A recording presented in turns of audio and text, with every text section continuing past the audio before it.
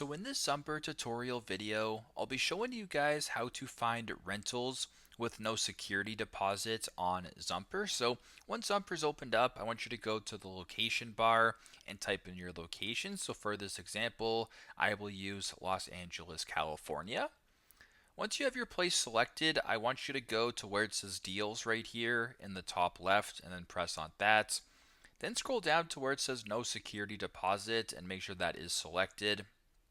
Then go and press on view results. Now, what you're going to be seeing is various rentals that are being offered that don't offer or that don't, I guess, require a security deposit to be put down. So it's super simple, super straightforward, but that is how to find rentals with no security deposit on Zumper.